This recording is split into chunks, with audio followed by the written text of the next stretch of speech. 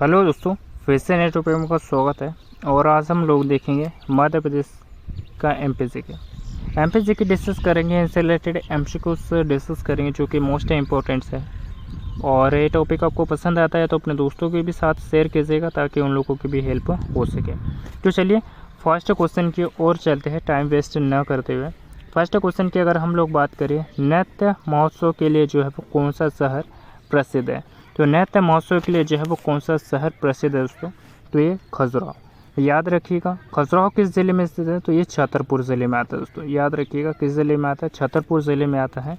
और खजुराहो की अगर हम लोग बात करें तो ये चंदेल शासकों की जो है वो राजधानी भी रहा है। और चंदेल शासकों ने जो है इन खजुराहो मंदिर का जो है निर्माण भी करवाया दोस्तों। याद रखिएगा यहाँ पे बहुत से मंदिर दोस्तों खजुराहो से रिलेटेड, जैसे कि कंदरिया महादेव मंदिर है, विश्वनाथ मंदिर है, पांसरवनाथ मंदिर है, गणेश जी का भी मंदिर दोस्तों, लक्ष्मी नारायण मंदिर भी है यहाँ पर, 64 योगिनी मंदिर भी स्थित है खजुराहो में। खजुराहो की अगर हम लोग बात करें तो इसे यूनेस्को साइट्स में जो है शामिल किया गया दोस्तों। तो इसे यूनेस्को साइट्स में अगर हम लोग बात करें तो इसे 1986 में जो है इसे शामिल किया गया था खजुराहो के मंदिर को। याद रखिएगा। ओरछा किस ज़िले में दोस्तों? तो ये अशोकनगर ज़िले में स्थित है। याद रखिएगा। चंदेरी की अगर हम लोग बात करें तो चंदेरी साड़ियों को जीआई टैग कब दिया गया था? तो 2005 में दिया गया था। सर्वप्रथम जीआई टैग जो है चंदेरी साड़ियों को ही दिया गया दोस्तों। याद रखिएगा, जो कि काफ़ी इंपॉर्टेंट्स है। और ओरछा किस ज़िले में आता है? तो ओरछा जो है निवाड़ी ज़िले में आता है दोस्तों। याद रखिएगा, ठीक है। और चंदेरी किस ज़िले में आता है? तो ये अशोकनगर ज़िले में आता है। ओके, जितने भी मैं फैक्ट्स आप लोगों को बताता हूँ सारे के सारे जो है आप लोगों को याद रखा करिए और ध्यान से जो है अपने नोट्स से यानी कॉपी में जो है आप लोग नोट करके रखिए करिए, जो कि काफ़ी इंपॉर्टेंट्स होते हैं। खजुराहो की अगर हम लोग बात करें तो मध्य प्रदेश कला परिषद द्वारा जो है खजुराहो में नृत्य महोत्सव जो है प्रतिवर्ष मनाया जाता है। और यह जो महोत्सव है 2010 से शुरू हुआ है, जिसे 1 फरवरी से 7 फरवरी तक मनाया जाता है। याद रखिएगा, जो कि काफ़ी इम्पोर्टेंट है। हर साल मनाया जाता है दोस्तों, है ना। और किसके द्वारा जो है आयोजित किया जाता है? तो मध्य प्रदेश कला परिषद द्वारा जो है वह आयोजित किया जाता है प्रतिवर्ष खजुराहो नृत्य महोत्सव। अगला क्वेश्चन देखते हैं, घाटी गांव वन्यजीव अभ्यारण्य किस प्रदेश में स्थित है? तो घाटी गांव वन्यजीव अभ्यारण्य जो है दोस्तों ये मध्य प्रदेश में स्थित है। घाटी गांव वन्यजीव अभ्यारण्य मध्य प्रदेश के ग्वालियर जिले में स्थित दोस्तों। और ये 511 वर्ग किलोमीटर में फैला हुआ है। यहाँ पर चीतल, बंदर, नीलगाय, लकड़बग्गा आदि जो है जानवर पाए जाते हैं दोस्तों घाटी गांव वन्यजीव अभ्यारण्य में। याद रखिए कहाँ पर स्थित है ये? तो ये मध्य प्रदेश के ग्वालियर जिले में स्थित है। ओके, नेक्स्ट अगला क्वेश्चन देखते हैं। अगला क्वेश्चन की अगर हम लोग बात करें, रातापानी टाइगर रिजर्व कहाँ पर स्थित है? तो रातापानी टाइगर रिजर्व जो है दोस्तों मध्य प्रदेश के जो है रायसेन जिले में स्थित है। कहाँ पर स्थित है? तो मध्य प्रदेश के जो है रायसेन जिले में है टाइगर यानी रातापानी टाइगर रिजर्व जो है मध्य प्रदेश के रायसेन जिले में स्थित है। इसका क्षेत्रफल की अगर हम लोग बात करें तो 823.84 वर्ग किलोमीटर जो है इसका क्षेत्रफल में फैला हुआ है। इसमें कुछ पर्वत चोटियाँ जैसे कि बाघ, तेंदुआ, जंगली कुत्ते, लकड़बग्गा, सियार, लोमड़ी, सागर, नीलगाय आदि जो है जानवर पाए जाते हैं। और इसमें जो है मध्य प्रदेश की कुछ चोटियाँ जो है स्थित है। और रायसेन ज़िले के कुमरा गांव से जो है दोस्तों, रायसेन ज़िले का जो कुमरा गांव है यहाँ से जो है बेतवा नदी का उद्गम भी हुआ है। याद रखिएगा, बेतवा नदी का भी उद्गम हुआ दोस्तों। अगला क्वेश्चन देखते हैं, भारत के किस प्रदेश में राष्ट्रीय उद्यानों और वन्यजीव अभयारण्यों की सबसे ज़्यादा जो है जनसंख्या पाई जाती है?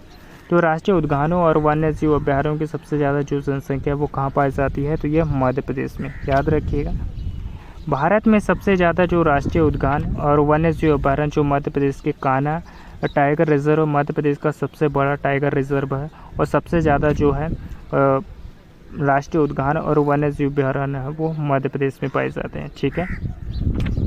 और अभी वर्तमान में अगर हम लोग बात करें मध्य प्रदेश की, तो यहाँ पे जो है दोस्तों 11 टाइगर रिजर्व है। कितने हैं मध्य प्रदेश में अगर हम लोग बात करें तो 11 जो है 11 राष्ट्रीय उद्यान है और 24 अभ्यारण्य है दोस्तों। 11 राष्ट्रीय उद्यान है, 24 अभ्यारण्य है और 7 टाइगर रिजर्व है और 2 खरमोर अभ्यारण्य है और 2 सोन चिड़िया अभ्यारण्य दोस्तों। और 3 क्या है? तो घड़ियाल अन्य अभ्यारण्य और 2 राष्ट्रीय उद्यान जीवाश्म संरक्षण हेतु है दोस्तों। अभी मतलब 2 राष्ट्रीय उद्यान ऐसे हैं जो कि संरक्षण हेतु स्थापित किए गए। ठीक है, याद रखिएगा। फिर से मैं आप लोगों को बता देता हूँ एक बार। 11 जो है क्या दोस्तों, 11 हमारे पास में क्या है, तो 11 जो है राष्ट्रीय उद्यान स्थित है। 24 हमारे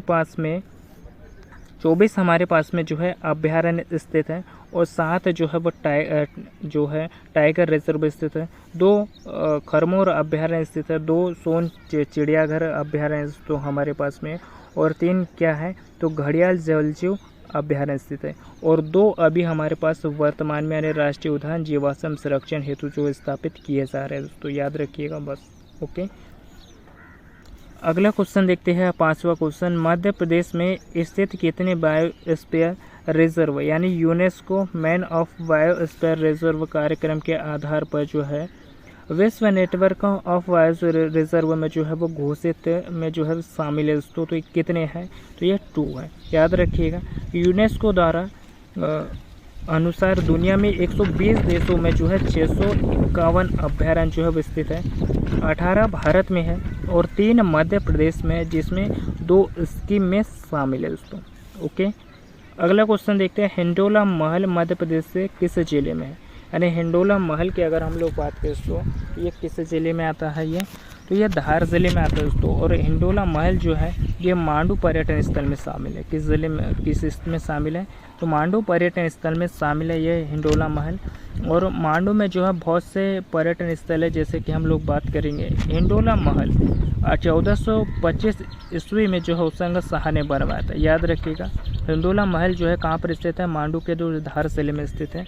और इसका निर्माण जो है 1425 ईस्वी में जो है दोस्तों यानी होशंग शाह द्वारा जो है बनवाया गया था हिंडोला महल। और यहाँ पे मांडू में हिंडोला महल है, बास बहादुर महल भी स्थित है, होशंग शाह महल भी जो है मांडू में स्थित है, जहाज़ महल भी स्थित है। और ये सभी जो है दोस्तों धार के जो है प्रमुख स्थल है दोस्तों, यानी पर्यटन स्थल है दोस्तों, काफ़ी इम्पोर्टेंट है, याद रखिएगा।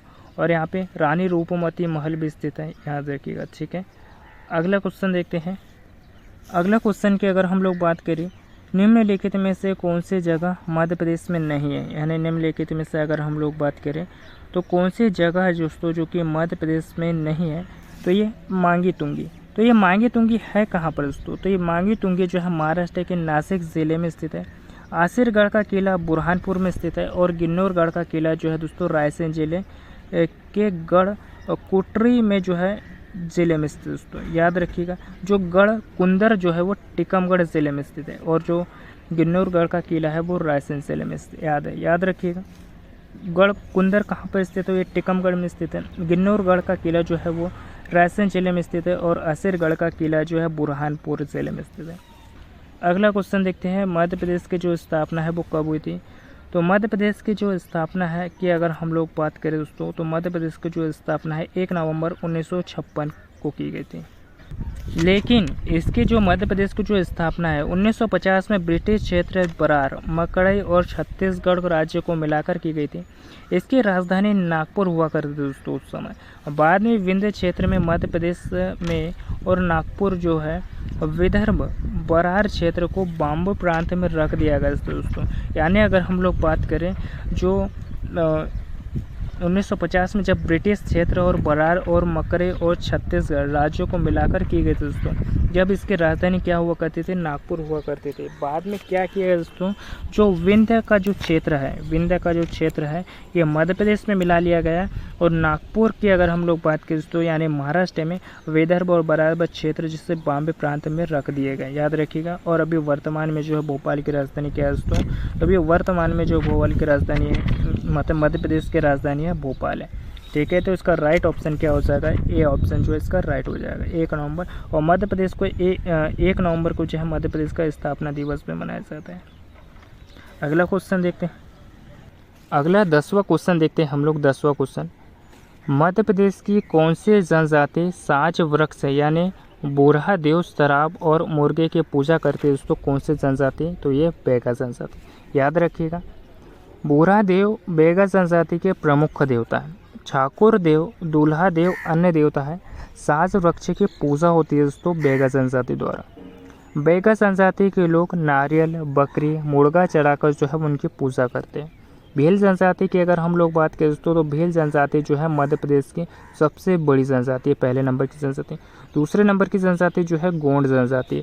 तीसरे नंबर की जनजाति जो है दोस्तों कौन सी जनजाति है मध्य प्रदेश की, तो कोल जनजाति है। और चौथे नंबर की जनजाति जो है दोस्तों कोरकू जनजाति है। और पाँचवें नंबर की जो जनजाति है वो सहरिया जनजाति है। ये सभी पॉइंट्स आप लोग जो क्रम वाइज से याद रखिएगा, जो कि काफ़ी इंपॉर्टेंट्स है। अगला क्वेश्चन देखते हैं। 11वां क्वेश्चन की अगर हम लोग बात करें, मध्य प्रदेश सरकार की कल्पवृक्ष योजना किससे संबंधित है, तो मध्य प्रदेश सरकार की जो कल्पवृक्ष जो योजना है दोस्तों, ये रेशम के लिए बेहतर गुणवत्ता कीड़े प्रजनन, यानी जो रेशम है दोस्तों उसके लिए बेहतर गुणवत्ता में जो कीड़े हैं दोस्तों उसको प्रजनन के लिए जो है दोस्तों कल्पवृक्ष योजना इससे संबंधित है। याद रखिएगा, रेशम से संबंधित है। ओके, रेशम के कीड़ों से। कल्पवृक्ष योजना की अगर हम लोग बात करें, तो रेशम के कीड़े बेहतर गुणवत्ता कीड़े में जो प्रजनन से संबंधित है। पवन पुत्र स्कीम में अनुशासित जाति और जनजाति बेरोजगार युवाओं को खुद का व्यवसाय शुरू करने के लिए रिक्शा और टेम्पो प्रदान किए जाते हैं। वसुंधरा स्कीम की अगर हम लोग बात करें, तो इसमें ऋण और माधव योजना और दुग्ध पशु बल से संबंधित दोस्तों वसुंधरा स्कीम भूमि और माधवन योजना। अगला क्वेश्चन देखते हैं, यानी 12वां क्वेश्चन देखते हैं। मध्य प्रदेश का जो राष्ट्रीय पुष्प है वो क्या है, यानी जो मध्य प्रदेश के अगर राष्ट्रीय पुष्प की अगर हम लोग बात करें तो ये सफ़ेद लिली है, मध्य प्रदेश का राजकीय पुष्प। सफ़ेद लिली मध्य प्रदेश का जो है वो राष्ट्रीय पुष्प है। पलाश उत्तर प्रदेश का जो है राष्ट्रीय पुष्प है। और झारखंड की अगर हम लोग बात करें तो ब्रह्म कमल और उत्तराखंड का जो है राष्ट्रीय पुष्प है। यानी अगर हम लोग बात करें जो पलाश है दोस्तों, ये उत्तर प्रदेश और झारखंड का जो है राजकीय पुष्प है। और ब्रह्म कमल की अगर हम लोग बात करें तो ये उत्तराखंड का जो है राजकीय पुष्प है। ठीक है, अगला क्वेश्चन देखते हैं। मध्य प्रदेश का राजकीय नृत्य जो है वो कौन सा दोस्तों, तो मध्य प्रदेश का राजकीय नृत्य जो है माच है। मध्य प्रदेश का राजकीय नृत्य माच है।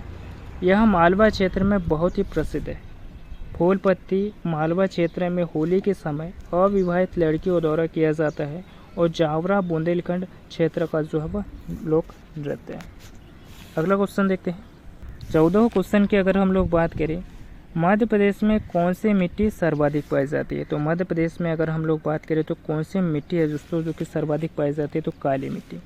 काली मिट्टी की अगर हम लोग बात करें तो मध्य प्रदेश में 47% भाग पर जो है काली मिट्टी पाई जाती है। और सबसे ज़्यादा जो है मालवा वाले क्षेत्र में जो है काली मिट्टी पाई जाती है। याद रखिएगा, काली मिट्टी का जो पीएच मान होता है वो 7.5 से भी अधिक होता है दोस्तों, यानी ज़्यादा होता है, इसका पीएच मान सर्वाधिक होता है।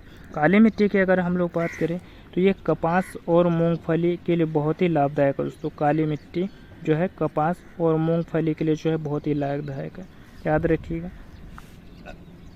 और जो काली मिट्टी है दोस्तों, इसकी अगर हम लोग बात करें तो ये मध्य प्रदेश के 47% भाग पर पाई जाती है।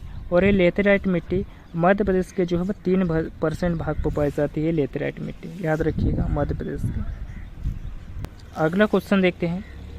महाराष्ट्र में जो महाभारत है इसमें जो चर्मवंती किस नदी को कहा गया है दोस्तों, इसे चर्मावती भी कहा जाता है, याद रखिएगा। तो ये किस नदी को कहा गया है, तो ये चंबल नदी को कहा गया है, याद रखिएगा। और चंबल नदी का उद्गम है दोस्तों कहाँ से होता है, तो इंदौर ज़िले के जानापाव पहाड़ी से होता है। कहाँ से होता है, इंदौर ज़िले के जानापाव पहाड़ी से होता है। नर्मदा नदी की अगर हम लोग बात करें तो जो नर्मदा नदी है दोस्तों, इसका जो उद्गम है कहाँ से होता है, तो अनूपपुर ज़िले के अमरकंटक पहाड़ी से होता है। अमरकंटक पहाड़ी से दोस्तों नर्मदा नदी को। बेतवा नदी की अगर हम लोग बात करें तो रायसेन ज़िले के कुमरा गाँव से होता है इसका उद्गम स्थल, याद रखिएगा। छिपरा नदी की अगर हम लोग बात करें दोस्तों तो ये धार जिले के सरदारपुर, यानी जो सरदारपुर है दोस्तों, यहाँ से जो है इसका उद्गम स्थल होता है छिपरा नदी का। अगला क्वेश्चन देखते हैं। अगला क्वेश्चन की अगर हम लोग बात करें तो फिर से रिपीटेड क्वेश्चन है दोस्तों। महाभारत में जो चर्मावती है यानी चर्मवती किस नदी को कहा जाता है, तो ये चंबल नदी को कहा जाता है। अगला क्वेश्चन देखते हैं। मध्य प्रदेश का सबसे ऊंचा जलप्रपात है, तो मध्य प्रदेश का सबसे ऊंचा जलप्रपात जो है कौन सा जलप्रपात दोस्तों, तो ये चचाई जलप्रपात है। और एक कहाँ पर स्थित है दोस्तों, तो ये रीवा ज़िले में स्थित है। किस ज़िले में स्थित है, रीवा ज़िले में स्थित है। और किस नदी पर स्थित है, तो ये बीहड़ नदी पर स्थित है। याद रखिएगा किस नदी पर स्थित है, तो बीहड़ नदी पर स्थित है दोस्तों। और ये मध्य प्रदेश का सबसे ऊंचा जलप्रपात है। इसकी ऊंचाई जो है 130 मीटर ऊंचाई है। धुआंधार जलप्रपात की अगर हम लोग बात करें तो जो धुआंधार जलप्रपात है दोस्तों, ये जबलपुर में स्थित है और ये नर्मदा नदी पर स्थित है। याद रखिएगा नर्मदा नदी पर स्थित है। पूर्वा जलप्रपात की अगर हम लोग बात करें दोस्तों, पूर्वा जलप्रपात की, तो ये पूर्वा जलप्रपात जो है तमसा नदी पर स्थित है। तो किस नदी पर स्थित है, तमसा नदी पर स्थित है। और ये भी जो है रीवा ज़िले में स्थित है। इसकी ऊंचाई जो है 70 मीटर स्थित है। याद रखिएगा। केवटी जलप्रपात, केवटी जलप्रपात की अगर हम लोग बात करें दोस्तों, तो ये जो केवटी जलप्रपात है ये भी जो है महान नदी पर स्थित है। किस नदी पर स्थित है, महान नदी पर स्थित है। और ये भी जो है रीवा ज़िले में स्थित है। कहाँ पर स्थित है, रीवा ज़िले में स्थित है। और ये केवटी जलप्रपात की जो ऊंचाई है ये भी जो है दोस्तों 130 मीटर है। ओके, याद रखिएगा। अगला क्वेश्चन देखते हैं। 17वां क्वेश्चन की अगर हम लोग बात करें, लंबाई के क्षेत्र में भारत में नर्मदा नदी का जो है वो कौन सा स्थान है। तो लंबाई के क्षेत्र में जो है भारत में जो नर्मदा नदी का जो है वो कौन सा स्थान है, तो इसके अगर हम लोग बात करें दोस्तों, तो ये चौथा स्थान है। याद रखिएगा चौथा स्थान है। ठीक है। लेकिन आपसे ये पूछ ले कि ये गंगा नदी की जो ऊंचाई है वो कितनी है, या मतलब इसकी जो लंबाई है किलोमीटर है, तो ये 25 किलोमीटर। गोदावरी की अगर हम लोग बात करें तो गोदावरी नदी जो है दक्षिण भारत की सबसे लंबी नदी है दोस्तों। और इसे वृद्ध गंगा भी कहा जाता है। और दक्षिण भारत की जो है गंगा भी इसे कहा जाता है। याद रखिएगा दक्षिण भारत की। ओके, गोदावरी नदी को। और कहाँ से निकलती है, तो ये त्र्यंबकेश्वर पहाड़ी से निकलती है दोस्तों, नासिक ज़िले की। ठीक है। गंगा नदी की अगर हम लोग बात करें तो गंगा नदी जो है ये गंगोत्री से निकलती है। कहाँ से निकलती है, तो गंगोत्री से निकलती है। गोदावरी नदी की जो लंबाई है वो 1465 किलोमीटर है। कृष्णा नदी की अगर हम लोग बात करें तो ये कृष्णा नदी जो महाबलेश्वर से निकलती है और इसकी भी लंबाई जो है 1400 किलोमीटर है। नर्मदा नदी जो है अमरकंटक से निकलती है और इसकी लंबाई जो है 1315 किलोमीटर दोस्तों। और 1077 किलोमीटर जो है ओनली मध्य प्रदेश में बहती है नर्मदा नदी। याद रखिएगा। अगला क्वेश्चन देखते हैं। 18वां क्वेश्चन की अगर हम लोग बात करें, मध्य प्रदेश की किस परियोजना को शहीद चंद्रशेखर आज़ाद परियोजना कहा जाता है। तो मध्य प्रदेश की किस परियोजना को जो है दोस्तों शहीद चंद्रशेखर आज़ाद परियोजना के नाम से जाना जाता है, तो ये जोबट परियोजना। जोबट परियोजना को शहीद चंद्रशेखर आज़ाद परियोजना के भी नाम से जाना जाता है। यह नर्मदा नदी की सहायक यानी हटनी नदी पर बने बांध पर से होगी। यह एक निर्माणाधीन परियोजना है दोस्तों, जोबट परियोजना। धार ज़िले में कुक्सी तहसील के पास जो वास्कल गांव के पास दोस्तों झाबुआ और धार जिलों में है दोस्तों ये जोबट परियोजना। याद रखिएगा। अगला क्वेश्चन देखते हैं। अगला क्वेश्चन की अगर हम लोग बात करें 19वां, Indian institute of forest management कहाँ पर स्थित है। तो Indian institute of forest management जो है दोस्तों कहाँ पर स्थित है, तो ये भोपाल में स्थित है। याद रखिएगा। इसके स्थापना की अगर हम लोग बात करें तो इसकी स्थापना जो है 1985 में की गई थी। किसकी, Indian institute of forest management की। कहाँ पर स्थित है, भोपाल में स्थित है। ओके, भोपाल की अगर हम लोग बात करें दोस्तों तो यहाँ पे जो जड़े कड़े उद्योग है दोस्तों यहाँ पर स्थापित है और इसे एक जिला और एक उत्पाद के तहत भी शामिल किया गया है।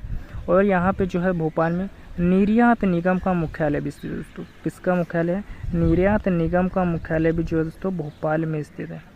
याद रखिएगा। BHEL भी यहाँ पर स्थित है। BHEL कारखाना भी जो स्थापित है यहाँ पे पेटेंट के सहयोग से। और इंदौर ज़िले की अगर हम लोग बात करें दोस्तों तो इंदौर में जो है वित्त निगम का मुख्यालय स्थित है। क्या स्थित है यहाँ पे, वित्त निगम का जो है मुख्यालय स्थित है। और चमड़े के जो खिलौने बनाए जाते हैं इंदौर ज़िले में इसे ODOP यानी एक जिला और एक उत्पाद के तहत शामिल किया गया दोस्तों इंदौर ज़िले के चमड़े खिलौने को। ग्वालियर की अगर हम लोग बात करें दोस्तों तो ग्वालियर में जो है दोस्तों रूप सिंह स्टेडियम स्थित है। और छिंदवाड़ा ज़िले की अगर हम लोग बात करें तो बादल भोज संग्रहालय, बादल भोज जो संग्रहालय दोस्तों ये कहाँ पर स्थित है, ये छिंदवाड़ा ज़िले में स्थित है। याद रखिएगा। अगला क्वेश्चन देखते हैं 20वां क्वेश्चन। मध्य प्रदेश में कितने टाइगर रिजर्व है। मध्य प्रदेश में अगर हम लोग बात करें दोस्तों तो मध्य प्रदेश में जो है वो कितने टाइगर रिजर्व है दोस्तों।